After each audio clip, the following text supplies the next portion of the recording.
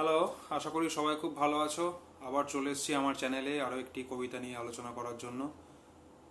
আজকে যে কবিতাটি নিয়ে আমি আলোচনা করতে চলেছি সেটি ওয়েস্ট বেঙ্গল বোর্ডের ক্লাস 12-এর একটি কবিতা, shall I compare thee to a summer's day, অথবা শেক্সপিয়ারিয়ানের সনেট নাম্বার 18। তো টেক্সটে তো অবশ্যই যাব। টেক্সটে যাওয়ার আগে শেক্সপিয়ারিয়ান সনেট সম্বন্ধে দু চারটে কথা বলে নেওয়া প্রয়োজন। সেটা হলো যে উইলিয়াম শেক্সপিয়ারের যে 154টি অর্থাৎ 154 সনেটস রয়েছে, সেই 154টি সনেট প্রথম একত্রে পাবলিশড হয় 1609 খ্রিস্টাব্দে একত্রে একটা কোয়ার্টোতে। সেই 154টি সনেটের মধ্যে প্রথম 126টি সনেট লেখা হচ্ছে শেক্সপিয়ারের একজন বন্ধুকে নিয়ে। তিনি he is ডেডিকেটিং this 126 sonnets to his friend. এবং পরবর্তী যে সনেটগুলো রয়েছে 28টি সনেট, সেই 28টি সনেট লেখা হচ্ছে একজন লেডিকে নিয়ে, বলা হয়ে থাকে একজন ডার্ক লেডি। তো সেই প্রথম 126টি সনেটের মধ্যে এই যে সনেট নাম্বার 18, এটি অন্যতম একটি বিখ্যাত সনেট যেটি ওয়েস্ট বেঙ্গল বোর্ডের সিলেবাসে জায়গা পেয়েছে। তো আজকে সেই টেক্সটটা নিয়ে শুরু করা যাক। টেক্সট হয়ে যাওয়ার পর আমি শেক্সপিয়ারিয়ান সনেটের যে টিপিক্যাল ফিচার্সগুলো রয়েছে সেগুলো নিয়ে আলোচনা করছি, কিন্তু আগে টেক্সটটা শুরু করি। তো কবিতাটি শুরু হচ্ছে এভাবে: shall I compare thee to a summer's day, thou art more lovely and more temperate. অর্থাৎ কবিতার শুরুটা একটু unorthodox. The poem begins with a question. William Shakespeare is asking a question in order to negate it at the very second line. অর্থাৎ তিনি প্রশ্ন করার মধ্যে দিয়ে যে কবিতাটি শুরু করছেন, তিনি প্রশ্নটা করছেন এই কারণেই যে এই প্রশ্নের উত্তরটি তিনি দ্বিতীয় লাইনে তো দিচ্ছেনই, এবং এই প্রশ্নের উত্তর দেওয়ার মধ্যে দিয়ে তার যে উদ্দেশ্য, that he is ডেডিকেটিং this poem to his friend, তার সেই বন্ধুর যে শ্রেষ্ঠত্ব তিনি সেটাকে এস্টাবলিশ করছেন। তিনি কি বলছেন? Shall I compare thee to a summer's day. তিনি প্রশ্ন করছেন যে আমি কি তোমাকে, এখানে দি বলতে অবশ্যই শেক্সপিয়ারের সেই বন্ধু মিস্টার WH মনে করা হয়, স্কলাররা তাই মনে করছেন যে শেক্সপিয়ারের সেই বন্ধু না, মিস্টার WH। তো তিনি প্রশ্ন করছেন যে আমি কি তোমাকে গ্রীষ্মের দিনের সাথে তুলনা করতে পারি। অর্থাৎ অ্যাপারেন্টলি শুরুতে মনে হচ্ছে যে as if he is not aware of the answer, যে তিনি হয়তো উত্তরটা জানেন না, তাই তিনি প্রশ্ন করছেন। কিন্তু সেকেন্ড লাইনে তিনি বলছেন দাও art more lovely and more temperate. অর্থাৎ তিনি বলেই দিচ্ছেন যে না, গ্রীষ্মের সাথে তুলনা করা হয়তো ঠিক হবে না এই কারণেই, ইনফ্যাক্ট গ্রীষ্মের সাথে তুলনা করা যাবে না এই কারণেই, কারণ তার বন্ধুর যে সৌন্দর্য এবং তার বন্ধুর যে সম্পর্কের উষ্ণতা, সেটা গ্রীষ্মের চেয়ে অনেক ভালো। Rough winds do shake the darling birds of May. অর্থাৎ মে মাসে যখন নতুন ফুলের কুঁড়ি আসে, সেই কুঁড়ির সৌন্দর্য বা সেই কুঁড়িও বিনষ্ট হয়ে যায়, নষ্ট হয়ে যায় কিসের দ্বারা? রাফ উইন্ডস, ঝোড়ো বাতাসের দ্বারা। এই যে ঝোড়ো বাতাসের দ্বারা ফুলের কুঁড়ি নষ্ট হয়ে যাচ্ছে, it not only talks about the wrath of nature, but this line is an example of a conflict between innocence and experience. অর্থাৎ আমাদের সমাজে ইনোসেন্স এবং এক্সপিরিয়েন্সের যে ডুয়ালিটি, যে সংঘাত রয়েছে, যে সংঘাত আমরা আরো বেশি উইলিয়াম ব্লেকের কবিতার মধ্যে পাই, যেখানে তার ব্লেকের কবিতাগুলোকেই তো সংস অফ ইনোসেন্স এবং সংস অফ এক্সপিরিয়েন্স এই দুটো ভাগে ভাগ করা হয়ে থাকে। এই তৃতীয় লাইনটি, শেক্সপিয়ারিয়ান এই সনেটের এই তৃতীয় লাইনটি বারে বারে কোথাও একটা সেই সংঘাতকেই মনে করিয়ে দেয়, যে ইনোসেন্স এবং এক্সপিরিয়েন্সের যে দ্বন্দ্ব, সেই দ্বন্দ্ব এখানে ফুটে উঠছে কিভাবে, যে তিনি বলছেন মে মাসের শুরুতে, মে মাসের প্রথমে যে ফুলের কুঁড়ি ফোটে, সেই ফুলের কুঁড়ি নষ্ট হয়ে যায় ঝোড়ো বাতাসে, rough winds. And summer's lease hath all too shorter it. এবং গ্রীষ্ম খুব আরামদায়ক, যে গ্রীষ্ম অবশ্যই অবভিয়াসলি আরামদায়ক। উইলিয়াম শেক্সপিয়ার যে জিওগ্রাফিক্যাল লোকেশনে অবস্থান করছেন তার সাপেক্ষে, মোটো আমাদের সাপেক্ষে নয়, আমাদের গ্রীষ্ম আরামদায়ক নয় অ্যাট অল। তো তিনি বলছেন যে গ্রীষ্মের যে স্থায়িত্ব, সেই স্থায়িত্ব বড় অল্প সময়ের জন্য। অর্থাৎ এ পার্মানেন্স নেই, it is not permanent, it is not perpetual. এটা খুব অল্প সময়ের জন্য গ্রীষ্ম আসে। অর্থাৎ যা কিছু সুন্দর, গ্রীষ্মের যে সৌন্দর্য, সেই সৌন্দর্যের স্থায়িত্ব বড় বেশি কম। সেই কারণেই শেক্সপিয়ারের কাছে এই সামারের সৌন্দর্যটা অ্যাকসেপ্টেবল হচ্ছে না, কারণ তার যে পার্মানেন্স, সেই পার্মানেন্স একেবারেই নেই, রাদার তার স্থায়িত্বকালটা বড় অল্প। Second stanza, sometime too hot the eye of heaven shines. Eye of heaven, this is an example of metaphor. সূর্যকে এখানে eye of heaven বলা হচ্ছে। তিনি বলছেন sometime too hot the eye of heaven shines, অর্থাৎ কখনো কখনো সূর্যের যে ঔজ্জ্বল্য, সূর্যের যে কিরণ, সেটা কখনো কখনো প্রগাঢ় হয়ে কিরণ দেয়। অর্থাৎ সূর্যের ঔজ্জ্বল্য কখনো কখনো ভীষণ বেড়ে যায়। and often is his gold complexion dimmed. আবার কখনো কখনো সেই সূর্যের যে তেজ, শক্তি, সেটা আবার কখনো কখনো ঢাকা পড়ে যায়। অর্থাৎ বোঝাই যাচ্ছে তিনি এখানে most probably talking about cloudy sky. যখন বর্ষাকালে আকাশ মেঘে ঢেকে যায়, তখন সূর্যের যে তেজ, সেটা আমরা দেখতে পাই না। অর্থাৎ সূর্য, who is the master of this universe, even his power is not permanent. অর্থাৎ যে সূর্য সমস্ত সৌরজগতের সৃষ্টির মূলে রয়েছে, তার ক্ষমতাও কখনো কখনো কার্টেলড হয়ে যায়, তার ক্ষমতাকেও খর্ব করে দেয়। ফলে তার যে ক্ষমতা, সেই ক্ষমতাও সর্বব্যাপী নয়। and every fair from fair sometime declines by chance or nature's changing course untrimmed. Third line, second stanza, third line, তিনি বলছেন every fair from fair sometime declines. দুটো ফেয়ার শব্দের কথা উল্লেখ করা হয়েছে, একটি নাউন এবং একটি অ্যাডজেক্টিভ। তার বলার উদ্দেশ্য হচ্ছে যে যা কিছু সুন্দর বস্তু আমাদের পৃথিবীতে রয়েছে, সমস্ত সুন্দর বস্তু বা সমস্ত সুন্দর মানুষ, অর্থাৎ আমি সমস্ত কিছুকে প্রাণী অপ্রাণীবাচক সবাইকে একসাথে আমি অবজেক্ট হিসাবেই বলছি আলোচনার সুবিধার জন্য, যে প্রত্যেক সুন্দর অবজেক্ট থেকে তার সৌন্দর্য এক সময় হারিয়ে যায়। কারণ nothing is as powerful as time, nothing can overpower time. Such is the cruelty of time that it can snatch beauty from every beautiful object or person. যে প্রত্যেকটা সুন্দর সময়ের সাথে সাথে তার সৌন্দর্য হারিয়ে ফেলে। আমরা জানি যে এই পৃথিবীর বুকে কোনো সুন্দরী চিরস্থায়ী নয়, তা মানুষই হোক বা কোনো অবজেক্টই হোক।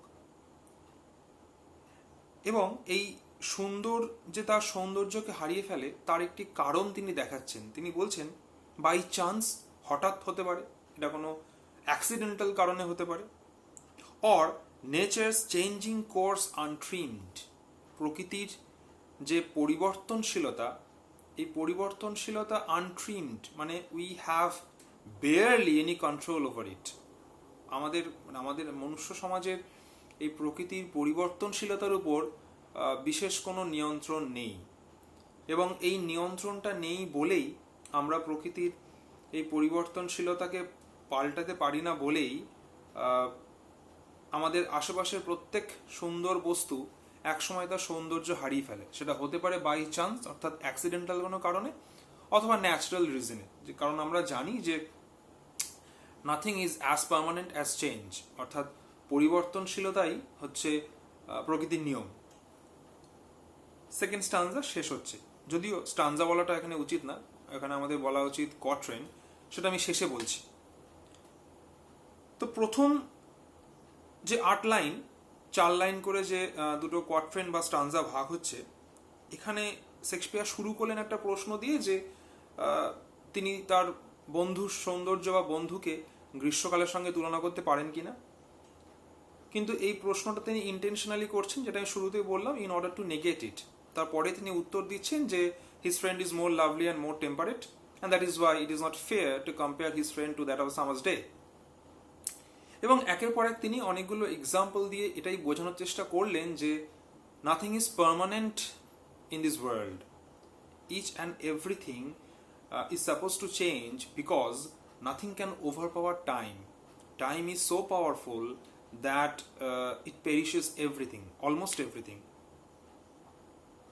এইবার তিনি তৃতীয় কোয়ার্ট্রেন্ট বা থার্ড স্টানজায় এসে এতক্ষণ যে কথাগুলো বললেন সেই কথার একটু উল্টো দিকে হাঁটছেন।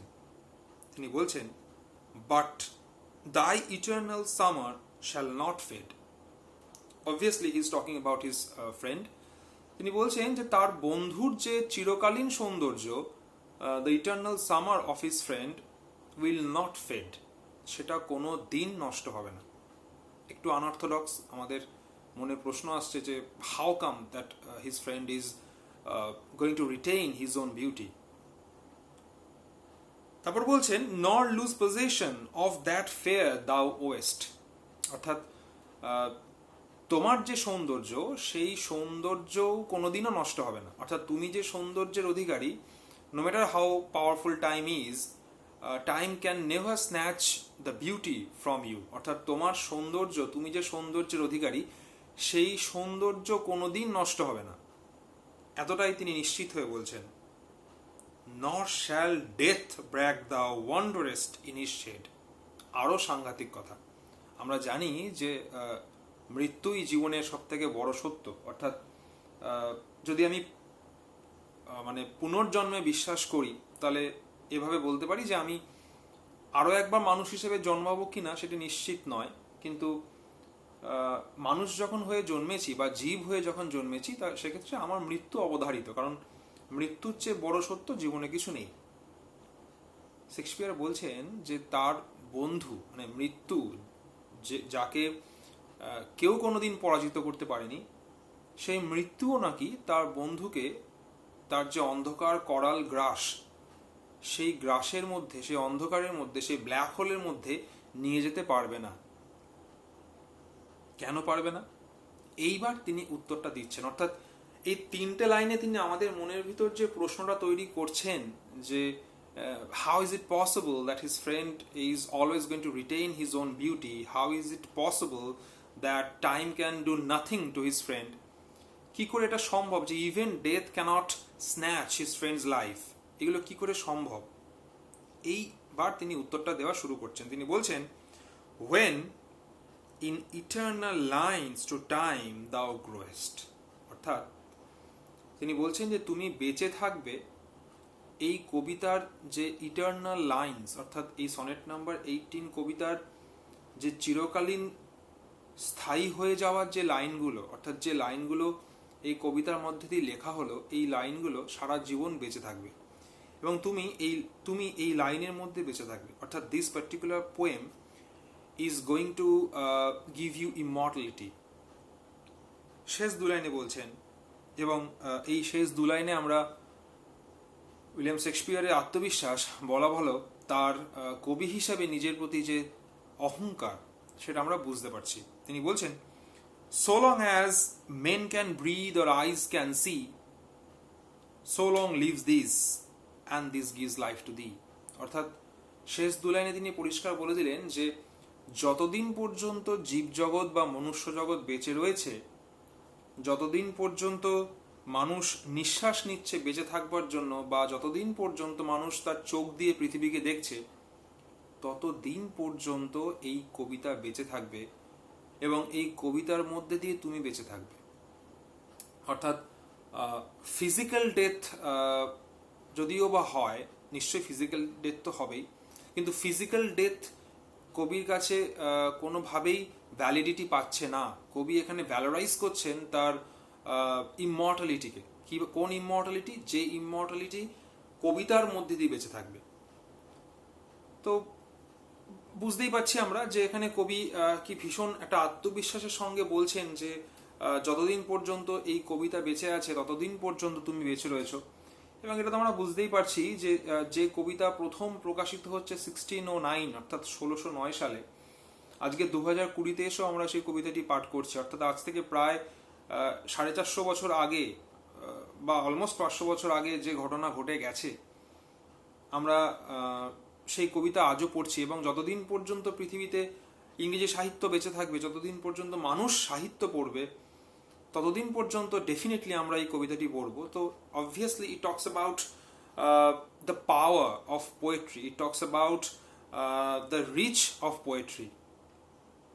যে কবিতার যে বিস্তৃতি, কবিতার যে ব্যাপ্তিময়তা, কবিতার যে ব্যাপক প্রসার, শেক্সপিয়ার সেই কথাটি বলছেন। এবং এটা বলার মধ্যে দিয়ে তিনি শুধুমাত্র যে তার বন্ধুকে ইমর্টালাইজ করছেন তাই নয়, টু সাম এক্সটেন্ট তিনি শিল্পকর্ম অর্থাৎ একটি সৃষ্টি, একটি স্থাপত্য বা একটি শিল্পের ইতিহাস, সেই ইতিহাসকে যে নষ্ট না করে দিলে সেই ইতিহাস যে টিকে থাকে এবং সেই ইতিহাসের মধ্যে দিয়ে পুরনো সময়টা যে বেঁচে থাকে, এইটা উইলিয়াম শেক্সপিয়ার ভীষণভাবে এই কবিতার মধ্যে দিয়ে প্রকাশ করে দিচ্ছেন। যে যতদিন এই কবিতা পাঠ হচ্ছে ততদিন পর্যন্ত তিনি নিশ্চিত যে তার বন্ধু এই পৃথিবীতে বেঁচে থাকবেন। তো খুব সহজ একটি কবিতা, সহজ ইন দ্য সেন্স যে আমাদের মানেটা বুঝতে খুব একটা অসুবিধা হয় না। এবং আগেই বলেছিলাম যে কবিতাটির ফর্ম নিয়ে শেষে একটু আলোচনা করব। যে কবিতাটি আয়াম্বিক পেন্টামিটার নিয়ে লেখা হচ্ছে। আয়াম্বিক পেন্টামিটার একটা পার্টিকুলার রিদমকে বোঝাতে গেলে, শেক্সপিয়ারিয়ান সনেটের রিদমকে বোঝানোর জন্য, বা স্ক্যানশন যেটাকে আমরা বলি, সেটা বোঝানোর জন্য আমরা আয়াম্বিক পেন্টামিটার শব্দটা ব্যবহার করে থাকি। তার একটা ছন্দ বা লয়। এবং শেক্সপিয়ারিয়ান সনেটে 14টা লাইনকে ভাগ করা হতো, যেটা আমরা দেখতে পাচ্ছি যে 4 লাইনে 3টে কোয়াট্রেন থাকতো এবং শেষে 2 লাইনের একটা কাপলিট। অর্থাৎ প্রথম 4টে যে স্টানজা, যেটা একটু আগে আমি বলছিলাম, সেই স্টানজাটাকে শেক্সপিয়ারিয়ান সনেটের ভাষায় বলা হচ্ছে কোয়াট্রেন, এবং শেষ দুটো স্টানজাকে বলা হচ্ছে কাপলিট।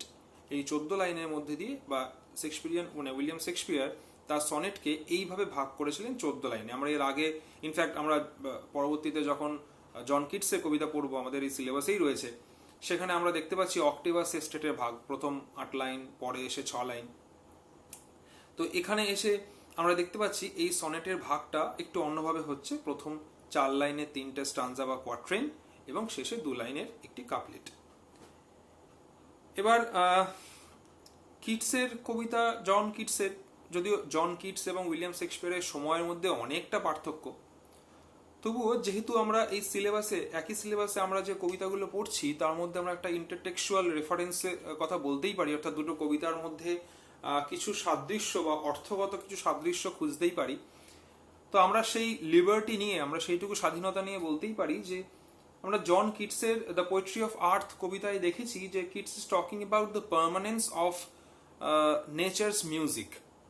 যে কিটস বিশ্বাস করছিলেন যে পৃথিবীর যে গান, পৃথিবীর যে নিজস্ব ছন্দময়তা, সেটা পৃথিবীতে থাকবে, সেটা থেকে যায়, অর্থাৎ একটা সৃষ্টি থেকে যায়। এবং যদি কিটসের ভাষায় আমরা, কিটসের সেই বিউটিস ট্রুথ বিউটি, সেই বিখ্যাত কথাটি, বা যা কিছু সত্য তাই শাশ্বত, বা thing of beauty is joy forever, অর্থাৎ এই কথাগুলো যদি একটু ভাবি, যেখানে তিনিও কোথাও একটা চিরস্থায়ী সৌন্দর্যের কথা বলছেন, তাহলে কোথাও একটা আমরা এই ট্রেসগুলো সনেট নাম্বার 18-এও পাচ্ছি। যে এখানে উইলিয়াম শেক্সপিয়ার একটা শাশ্বত সুন্দরের কথা বলছেন, এবং সেই শাশ্বত সুন্দরকে তিনি এস্টাবলিশ করছেন একটি শিল্পকর্মের মধ্যে দিয়ে। যে তিনি বিশ্বাস করছেন যে সময় যতই শক্তিশালী হোক না কেন, if anything can over power time, it is only the creativity, creative art, creative faculty, যা সময়ের ব্যাপ্তিকে, সময়ের সর্বগ্রাসী ক্ষমতাকে বিনষ্ট করতে পারে। তো এখানে আমাদের এই কবিতাটি শেষ হচ্ছে। আমার ভিডিও আমি এখানে শেষ করছি। তোমরা কেমন লাগলো অবশ্যই জানাবে। Hopefully this particular video will help you, এবং অবশ্যই কমেন্ট সেকশনে তোমরা তোমাদের মতামত জানাবে। ভালো থেকো, থ্যাংক ইউ। আবার পরবর্তী ভিডিওতে দেখা হবে।